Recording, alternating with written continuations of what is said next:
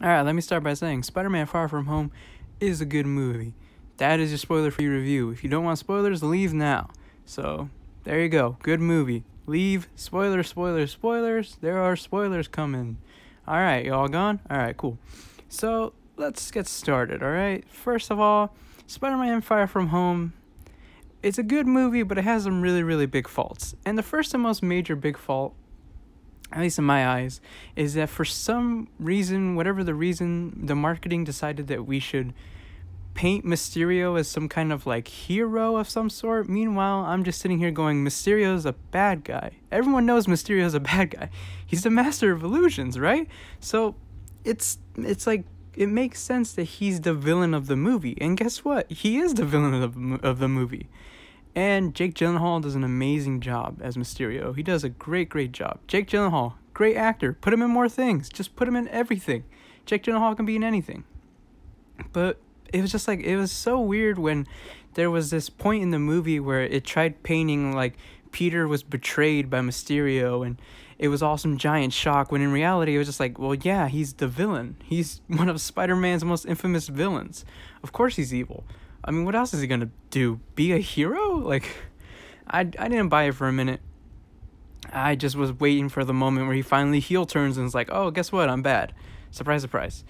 And again, you've already seen the movie. Hopefully you have. If not, still spoiling it. The use of holograms was okay. You know, I didn't really mind it. What I really did mind, though, was the drones. Drones are the worst. Drones are not exciting. Drones are boring. They're lame. They're goofy looking. They look ridiculous. So if you don't know, which I don't know why you wouldn't know, but if you guys don't need a recap or something, yes, Mysterio uses these drones to project holograms of his battles between the elementals. And it's like sort of explained that, yeah, these drones have like destruction capabilities. They have like flamethrowers, so that's how they have the fire one. They have bullets, so I guess that's how they shoot everything. But it's confusing because people would hear the bullets. People would hear the flamethrower, would they not? It doesn't really make a lot of sense. And also, if the military showed up or some other vigilante or something, like some other superhero, that's kind of the little like suspension of disbelief in this movie, is that absolutely nobody else shows up, only Mysterio and Spider-Man. It's like, you're telling me no hero is going to show up when they start hearing about elementals? But okay, fine. Suspension of disbelief. It's a Spider-Man movie, right? So of course they focus around Spider-Man. But if Thor or if the Guardians or Captain Marvel or Black Panther, like anybody showed up and tried fighting the elementals, they would hit a drone and his whole plan's ruined. It's gone. Like, what is Mysterio gonna do when the Avengers recruit him, or the Avengers come to like meet him, and he very obviously has no powers? He's very obviously a hologram. Like, all the Avengers aren't stupid. Doctor Strange isn't stupid. He see right through it. It's just like, it seems it's a really weird setup to his plan, in that like he's going to become the #1 hero, which granted, the original Mysterio kind of was like that. He was an ex-special effects guy who wanted to become an actor, but everyone called him ugly, so then he's decided to become a villain, and if he can beat Spider-Man, then he can prove that he's the best illusionist out there. And, you know, the illusions are done really well, besides the elementals. The elementals didn't really look so hot. But there is the scene where Mysterio leads Spider-Man to that like warehouse, that construction site, whatever you want to call it. I don't know. It's just an abandoned place. Let's just call it that. Either way, it's an abandoned place. And there is a really, really good illusionist scene. There's a really, really good scene with this hologram where you have like the Iron Man zombie coming out. You have tons of scenery changing and settings. It's just like, it was so good. But my big but is that it looked like one of the cutscenes of a video game, because there was absolutely no actors there. There was absolutely no settings there. It was all just CG, and it looked like a really good video game cutscene. But then you got to remember that it's in a live action movie, and you know, I mean, granted, it doesn't bother me as much. Like, I can't watch it, but I mean, it does bother me when it's such heavy CG. It's like, what's the point of having real actors then? Just have a CG movie. If you can make an entire scene like that out of CG, have a CG movie. Like in Thor Ragnarok, when they had the Valkyrie scene explaining her background, make a whole movie with that. Like, it's all CG. What does it matter? Nobody cares. Nobody wants real humans anymore.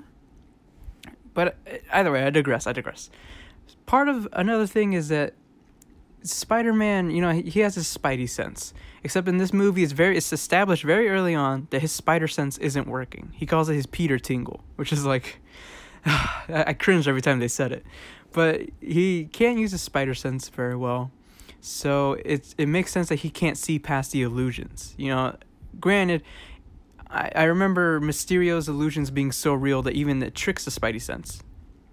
But in this movie, it's very much explained that, like, oh, he just can't really use it right now. He's like, because he has a lot of pressure and anxiety and stress put upon him because everyone's saying, you're the next Iron Man.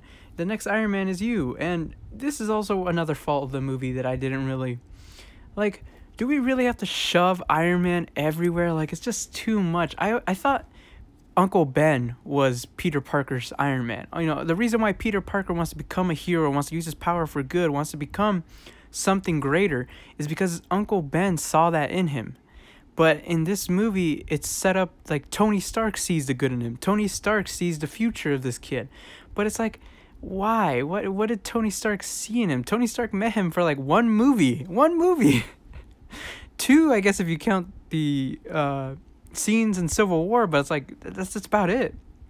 He didn't really have a lot of like on-screen time. I realize now, like, he wasn't Infinity War in Endgame, but those weren't really scenes I would call like him realizing that his student can become the master. It's like it was just him with the kid. Like, it didn't really make me feel as though he would become the next Iron Man. And I don't like this push of him making him the next Iron Man. Iron Man's done. Let Spider-Man be Spider-Man. You know, I want Spider-Man to grow as Spider-Man, not as like Iron Spider. He's literally a hybrid of the two because in this movie, Tony Stark gives him this set of sunglasses with a AI in it, and it has control over all of Stark's security systems and all of Stark tech or whatever. And it's just like, I mean, you're ham-fisting it so hard, like you're just shoving it down our throats. Like, look, he's wearing the glasses just like him. Like, oh my god, I can't get, like, it was really ham-fisted. For me, at least. I don't know, maybe you thought differently. Let me know down below. But another funny little thing about here is the subplot with Happy and Aunt May. I'm sure you've seen it in the trailers or you've seen the movie. Again, if you haven't seen the movie, I don't know why you're letting me spoil it for you, but hey, I'm spoiling it for you. But yeah, Happy and Aunt May, you know, there's a little bit of a hint that they might be, you know, a fling, a thing. And then at the end of the movie, when they're talking it over, Aunt May very much is just like, oh no, he's like a summer fling. And Happy's like, but I thought we were going to be together. Like, I love you. And it's like, you can't get with Marissa Tomei. Get out of here. Marissa Tomei. Damn, just Marissa Tomei. Can we take a second to appreciate Marissa Tomei? Still looking good. My Cousin Vinny, watch the movie if you haven't. Either way. So then, and then we have the other subplot of the romance between MJ and Peter Parker, which I thought was done really, really well. It was done really, really well. These were very much awkward little high school teens who were discovering love for the first time, who didn't really know how to talk to each other, who were both kind of just like nerdy little nerds basically, and they're adorable, and they finally get together. They have a nice little scene together, and it's like, oh, it's adorable. And you know, back to the end. It's reminding me because at the end when they're on the bridge scene, while I did like it, my biggest problem, and it really, like, I was getting bored during the movie, is he fights drones. You know, a bunch of nameless, just like disposable drones that, like, and there's no build up, there's no nothing. Who cares? It's just a bunch of drones. Like, that's all it is. It's just drones. It's not like Steve died. It's just like drones died, and it's just like, it's not interesting. At least for me. Again, maybe you like it. I don't know if you do like it. I don't really like it when it's just like those are like the midway fights. Those are the fights you have in the middle of the story, not the ending fight. The ending fight isn't a bunch of nameless drones or robots or soldiers or whatever you want to call it. The end fight should mean something. It's where the build-up is. It's where the final fight, the big reveal, the big clash between the two forces that have been building up this entire movie. But no, instead we get a drone. a bunch of drones. There's like a bunch of drones that have guns, a bunch of drones that have flamethrowers. That's about it. Nothing, nothing really crazy. He doesn't even really fight Mysterio. He more so just knocks him out, and that's about it. Like, because Mysterio, he isn't a martial artist. I give him that. He isn't a martial artist. But, I mean, it was really boring and anticlimactic. But then, at the end, we have a really, really big reveal. We have two big reveals. The first being that everybody knows now Spider-Man is Peter Parker. J. Jonah Jameson, brought back by J.K. Simmons. Oh, my God, did I freak out during the movie when I saw J.K. Simmons up there. I was like, oh, my God. It was awesome. J.K. Simmons coming back to reprise his role as J. Jonah Jameson. Amazing. Everyone knows Peter Parker is Spider-Man.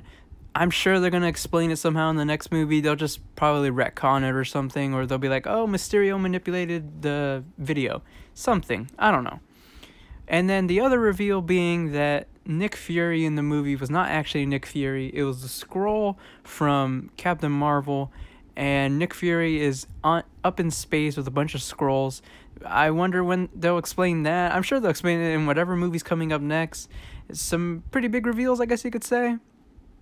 But yeah, I mean, still, this movie is good. It's good because it's like Marvel good. I should preface this. It's Marvel good.